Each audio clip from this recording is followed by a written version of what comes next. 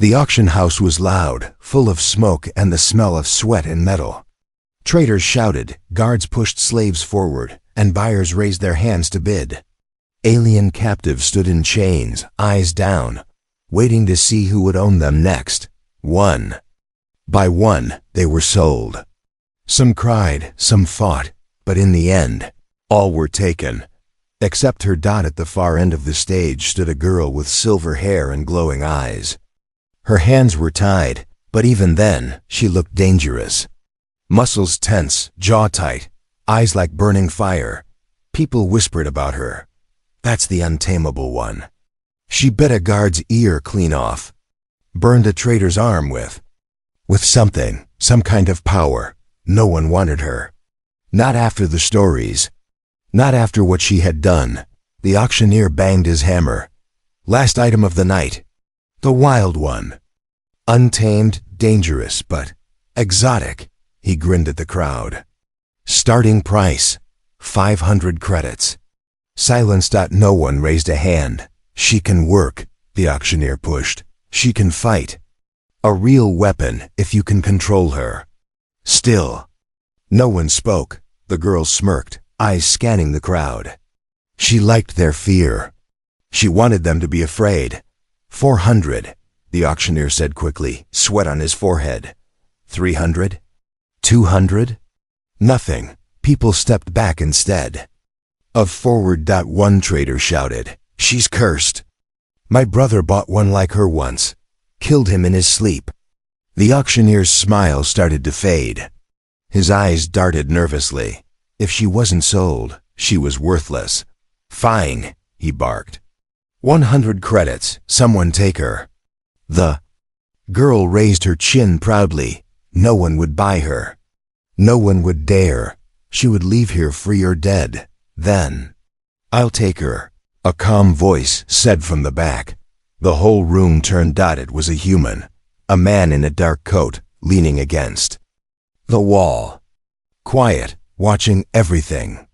Until now, he hadn't moved or spoken. The auctioneer blinked. Sir, you want her? The man nodded once. Yes, for 100 credits. People started whispering again. Is he mad? Kill him before the night ends. Humans always think they can control anything. The girl stared at him, confused. He didn't look rich. Didn't look stupid either. His face was calm, eyes unreadable. The auctioneer shrugged. Sold. The hammer hit the table with a loud crack. The girl was led down from the stage, chains clinking. 2 guards pushed her forward carefully, ready to jump back if she attacked. She didn't move. Didn't fight, but her mind was racing. Who's this? Human? Why would he buy her? Everyone else was scared. Everyone else wanted her dead or locked away. But this one paid for her like she was nothing special. The guards shoved the chain into his hands. Good luck, one muttered. The man looked at the girl. Come. She glared at him, her silver eyes sharp like knives.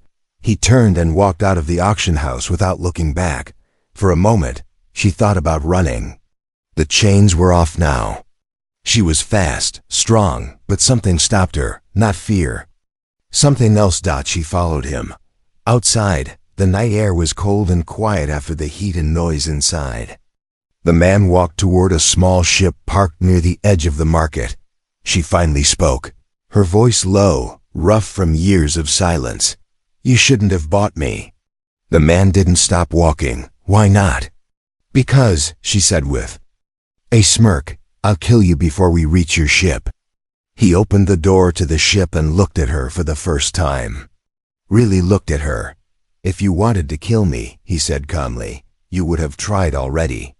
She froze. How did he know? He walked inside, leaving the door open for her. For the first time in years, the untamable alien girl felt something strange. Curiosity. She stepped inside. The door closed behind her with a hiss, and just like that, her life changed forever. The ship hummed softly as it left the market behind. Stars stretched across the dark sky like frozen fireworks. Inside, The girl sat on the edge of a small bench, her back straight, eyes fixed on the man who had bought her. He didn't even look at her. Instead, he moved around calmly, pressing buttons. On the control panel, checking the engine readings. And setting the course like this was just another night for him. She hated that. People were supposed to fear her. They were supposed to keep their distance, eyes wide, hands shaking. That's how it always was. That's how it should be. But this human didn't even flinch.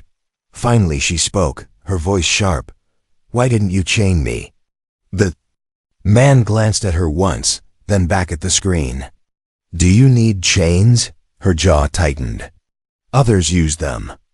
"To stay alive," he shrugged. "I don't need them." The answer made her chest feel strange. Like he wasn't scared at all. She leaned back slowly, studying him. He wasn't big like the guards. Not covered in armor like the traitors. No weapons on his belt. Just a dark coat, calm eyes, and quiet movements. It annoyed her. People feared what they didn't understand. They feared her. This one didn't. That made him dangerous in a way she couldn't explain. The silence stretched until the engine's soft hum filled the whole cabin. Finally she asked, "Why did you buy me?" The man tapped the screen once before answering. "Because you were alone." Her head snapped toward him. "Alone?" He nodded. "Everyone wanted slaves, servants, fighters. No one wanted you. So I thought, maybe you needed someone who did." She didn't know what to say. People had always wanted her for her strength, for her strange powers, for the money she could bring. No one had ever said they wanted her for anything else. Was this some trick? Some game? Her hands curled into fists. "If you expect me to obey you, human, you're wasting your time." He didn't even look up. "I didn't buy you to obey me." That shut her up. She stared at him, waiting for the trap to spring. The lie to show itself. But nothing came. He moved like someone used to danger. Calm, careful, never wasting a step. The kind of man who survived things others didn't. Her eyes narrowed. Maybe he was worse than the traitors. Maybe he was. Waiting. That night, while the man slept in the small bunk near the back, she sat awake. The ship was quiet except for the hum of the engines. The knife from the kitchen lay near her foot. She kept glancing at it. One strike. That's all it would take. She could be free before morning. No chains. No owners. No humans pretending to be kind. She moved slowly, picking up the knife, steps silent as a shadow. She reached his bed. His face was turned toward her, the light from the console painting soft lines across his features. She raised the knife, and then she froze. His face wasn't cruel like the traitors. It wasn't drunk with power like the guards. It looked tired, scarred. Like someone who had seen too much. She remembered how he had given her food without asking anything. How he had spoken to her like she was more than a wild thing to be controlled. Her hand shook. Why couldn't she do it? She had killed before, fought before, never hesitated before. But this time felt different. The knife lowered slowly. She stepped back, heart pounding, confused and angry at herself. She slipped the knife back where she found it and returned to her corner. Glaring at the floor, she would wait. Watch him. If this was a trick, she would find it. But for the first time in years, she wasn't sure she wanted to kill him. The ship drifted through the emptiness of space like a small shadow among the stars. Inside, the air was heavy, filled with silence and unspoken thoughts. She sat in the corner, knees pulled close, staring at the man who had bought her. He was fixing some wires near the engine, calm as always, like nothing in the world could touch him. It made her angry. Humans were loud, greedy, cruel. Every traitor she had ever seen was the same.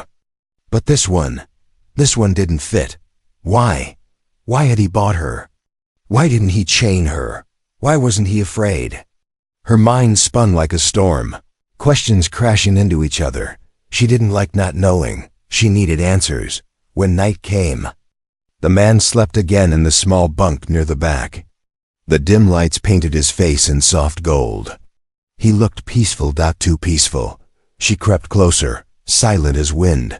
Her silver eyes scanned the small cabin. No chains. No weapons lying close by. Her hand touched the knife again. But she didn't lift it this time. Instead, she crouched near him, eyes narrowing. Who was he? She searched his coat pockets carefully.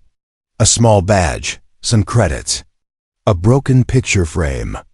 With the glass missing. Inside was a photo. A woman smiling. A little girl on her shoulders. Family. Her jaw tightened. She didn't understand.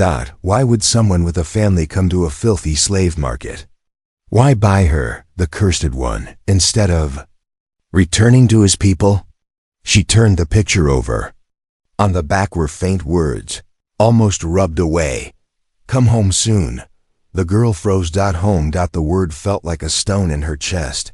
She hadn't had a home since before the cages, before the traders, before everything turned dark. Her hand shook slightly as she put the photo back. For a long time she just sat there in the half-light, staring at him. He looked human. Too human. Like someone who had lost things, maybe as much as she had. Suddenly his eyes opened.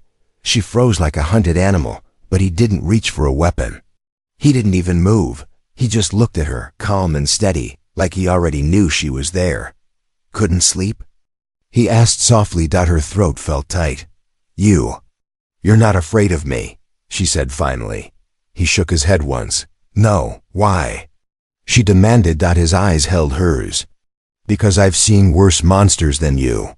The words hit like a punch. She didn't know what to say. Worse monsters? Worse than her? Before she could ask more, he turned away, closing his eyes again, as if the conversation was over. But sleep didn't come for her. She sat awake long after. His words echoing in her head. Monsters, family, home, pieces of a puzzle she didn't understand yet. The ship hummed softly as it crossed the dark. For the first time in years, she felt something she didn't want to name. Not fear. Not hate. Something else. And she hated that she felt it. Morning came slowly inside the small ship. A faint glow from the nearest star slipped through the window, painting the cabin in pale gold. The man was already awake, sitting at the small table, drinking something hot. Steam curled from the cup in lazy circles. She sat across from him, arms crossed, eyes sharp as knives. For hours, she had watched him fix the ship, eat, check the screens, but never speak much. He only gave short answers when she asked about food or water. Nothing more. It was like living with a ghost who had bought her, but didn't treat her like property, and that made no sense. Finally, she broke the silence. You could have sold me back, she said, her voice low but firm. He didn't look up. I could have. You didn't. No. She leaned forward, eyes narrowing. Why? This time he met her gaze. His eyes were steady, calm, the way stars stay calm above storms. Because, he said slowly, you don't belong in chains. The words hit her like a slap. She opened her mouth, then closed it. No one had ever said that to her before. Not the traders. Not the guards. Not even the other captives. To them, she was always a weapon. A beast. A curse. But this human spoke like he saw something else. Something she didn't even see in herself anymore. You don't even know me, she said finally. I didn't have to, he replied. His voice was calm, but there was something under it. Something heavy. Like he knew what it felt like to be in chains. She stared at him. You're strange, human. He almost smiled. I've been called worse. For a long moment, neither spoke. The ship's soft hum filled the air like a quiet heartbeat. She looked at him differently now, not like prey, not like an enemy. Something was changing inside her chest, and she didn't like it. She wanted to stay angry. Anger was simple. Anger was safe. But this man's calm words kept breaking through like cracks of light in a locked room. After a while, He stood and handed her a small packet of food. She stared at it suspiciously. "No poison?" she asked. He gave her a look that almost seemed tired. "If I wanted you dead, you wouldn't be here." That shut her up. She took the food and ate in silence, but her mind was racing. When the meal was done, she finally asked the question burning in her chest. "Do you have a name, human?" He nodded. "Cade." She rolled the name on her tongue like it was strange metal. "Cade." He looked at her. "And you?" She hesitated. It had been so long since anyone asked. So long since anyone cared. Finally she said it softly, almost like a secret. "Naira." The name floated between them, fragile as glass. For the first time in years, she felt like a person again, not a weapon, not a curse, just Naira. But the peace didn't last out. The ship's warning lights blinked suddenly. Sharp and red dot, an alarm wailed. Cade turned toward the controls, jaw tightening. Naira stood, muscles tense. "What is it?" "Trouble," Cade said. The scanner showed 3 ships approaching fast. Hunters. The same traders she had escaped. They wanted her back, and they didn't care if the human lived or died. The alarm screamed through the ship, turning the calm cabin into a storm of red light and warning sirens. NYR, a single quote's eyes darted to the screen. 3 ships, moving fast. Too fast. Cade's jaw tightened as he took the controls. "Hold on." Naira gripped the edge of the table as the ship jerked into motion, engines roaring. "Who are they?" she demanded. Cade didn't answer at first. His eyes were locked on the scanners, face cold and sharp now, like a soldier about to fight. Finally, he said, "Hunters, traitors, the kind who don't forgive when you take their property." Her chest burned. Property. That's what they still saw her as. NYR single quotes as hands curled into fists. Not again. The hunters closed in, their ships shaped like black knives against the stars. Lights from their blasters glowed a sick red. "Give us." "The girl," a voice crackled over the cum, rough and angry. "Do that, and we might let you live." Naira's stomach twisted. Cade flicked the switch off without answering. The ship dived suddenly, skimming close to a field of shattered asteroids. "Hold tight," he said calmly. The hunters followed, blasters flashing. Red beams lit up the darkness, each one a breath away from tearing the small ship apart. Naira's heart pounded. She had escaped them once. Now they were back, and this time they would kill anyone who got in their way. "Why don't you give me to them?" she snapped over the noise. "That's what everyone else would do." Cade's eyes didn't leave the controls. "Because," he said, voice steady even as blaster fire shook the ship, "I don't give people to monsters." The words made her chest feel strange again. Why? Why risk his life for her? He didn't even know her. The hunters were gaining, 3 against 1. Bigger ships. Stronger weapons. Naira looked at the blasters mounted on Cade's ship.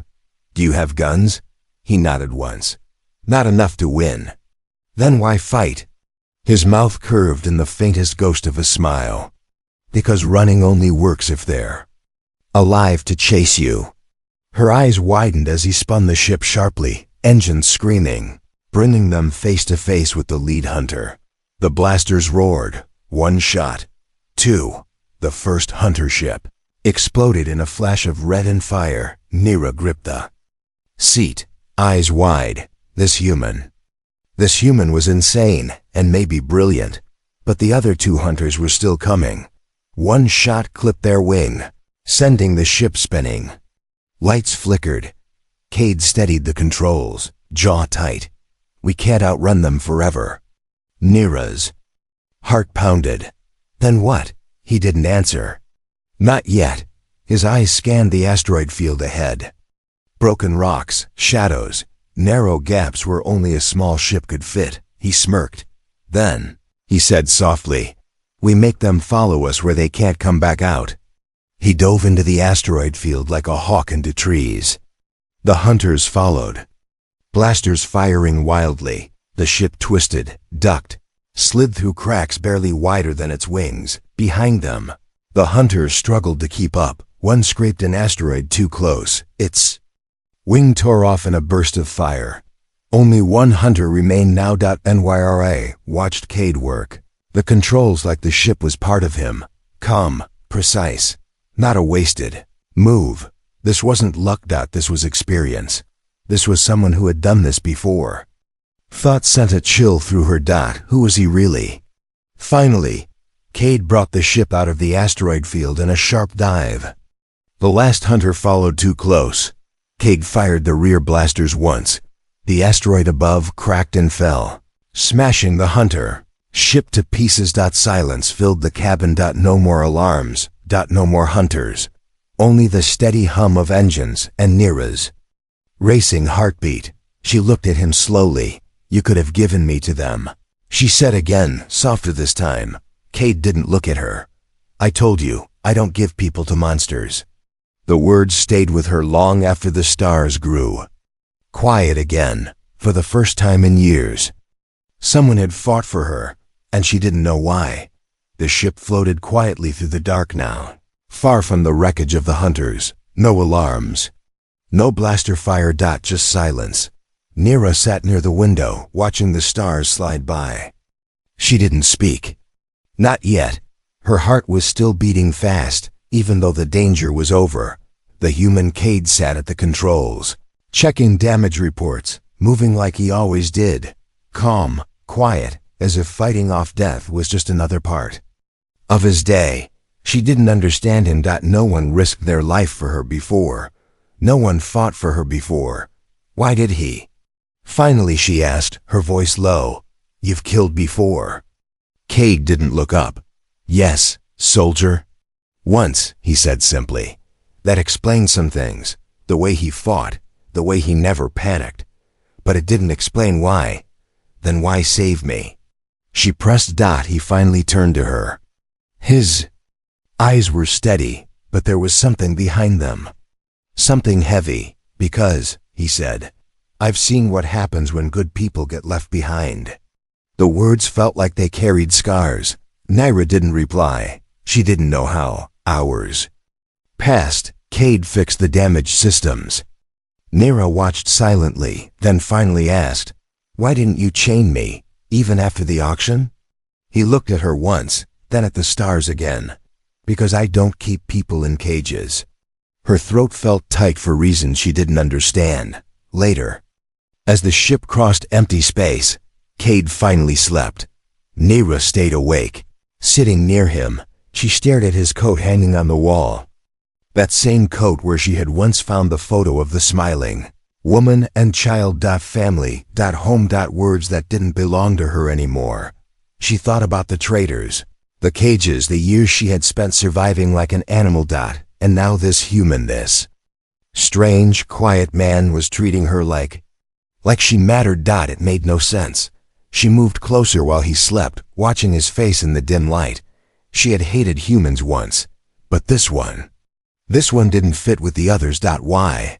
Why was he different? Why did it feel like she could almost trust him?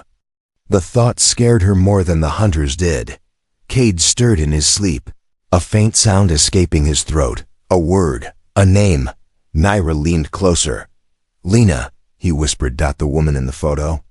The child, his family lost, waiting? She didn't know, but the way he said the name carried the weight of someone who had lost too much already. The ship's lights flickered softly. Outside, the stars burned cold and far away. Nyra sat back, arms wrapped around herself. She had been untamable once, wild, alone. Now things were changing. She didn't know if she liked it. When Cade woke, he found her staring at him. What? He asked quietly. Nyra shook her head. You're strange human. He almost smiled. So I've heard. Neither of them spoke for a long time after that. But something had shifted in the silence. Not trust. Not yet, but something close. Something dangerous. Because the girl who trusted no one was starting to care whether this human lived or died. The stars were quiet again. Too quiet. Cade's ship drifted slowly through the dark, its engines humming softly like a tired heartbeat. But Nira couldn't rest. Something inside her chest wouldn't let her. She kept thinking about the hunters. About the cages. About the way Cade had stood in front of blaster fire for her. No one had ever done that. Before. No one. The scanners beeped suddenly. Nira's head snapped toward the screen. More ships. Bigger this time. Faster. The hunters hadn't given up. Cade's face tightened. They brought friends. Nira felt heat crawl up her spine. She knew what hunters did when they caught someone. She had lived it. Chains, beatings, cold cages, death for anyone who got in their way. Her fists clenched. Not again. The hunters didn't call on the come this time. They just fired. Blaster beams cut through space like angry red claws. Cade swerved hard, the ship shaking as explosions lit up the dark behind them. Can we outrun them? Nira shouted over the noise. Cade's hands moved fast on the controls, eyes sharp. Maybe, but they'll follow us forever. Her chest felt tight, because she knew he was right. Another blast hit the wing. The ship spun, alarms screaming. Cade fought the controls, but the ship was bleeding sparks now. Systems failing. He glanced at her once. If they board us, hide. Do you understand? Nira froze. Hide. No, she said sharply. They want me. If I stay, they'll kill you. His eyes locked on hers, calm even in the chaos. I didn't save you just to hand you over. Her heart slammed against her ribs. Why was he doing this? Why fight for her like this? She didn't matter. She had told herself that for years, but this human. He acted like she did. The hunters closed in. Grappling lines shot forward, snapping onto the ship's hull like steel claws. They were coming aboard. Cade grabbed the blaster. Check the charge. Nira stared at him. You'll die, she said. Maybe, he replied. Her throat felt tight. She had been ready to kill him once. Now the thought of him dying made something inside her break. The first hunter forced the hatch open, weapon raised. Cade fired once. The man dropped. Two more followed. Cade fought like a soldier who had nothing left to lose fast. Precise, fearless. But there were too many. A blaster bolt caught him in the side. He fell to one knee, teeth clenched, smoke rising from the burn. Stay back, he growled at her. NYRA didn't move, not away, toward him. She grabbed the fallen hunter's weapon. The next one through the hatch. Didn't even have time to aim before she fired. Then another. Her eyes burned like fire. Her movements were fast, sharp, merciless. The hunters had taken everything from her once. They would take nothing from her again when it was over. The ship was full of smoke and silence. Bodies lay across the floor. Cade leaned against the wall, hand pressed to his side, bleeding but alive. Nira dropped the blaster, chest heaving, eyes bright with something fierce and dangerous. She turned to him slowly. I stayed, she said softly. He looked at her confused. What? You told me to hide, she said. I stayed. Their eyes held. Something unspoken passed between them. For the first time in years, Nira felt chains breaking inside her that no one could see. Not metal chains, not the other kind. Kind made of fear. The kind made of being alone. She chose to stay with him, not because he bought her. Not because he fought for her. Because for the first time, someone saw her as more than a weapon, more than a curse, more than property, and she wasn't leaving that behind. The ship limped toward the nearest star station, smoke trailing behind like a flag of survival. Cade leaned back, eyes closed, bleeding, but breathing. Nira sat beside him, silent, watching the stars ahead. Not as a prisoner, not as cargo. Not even as the untamable girl she had been, but as someone who had finally chosen to belong somewhere. Maybe with him.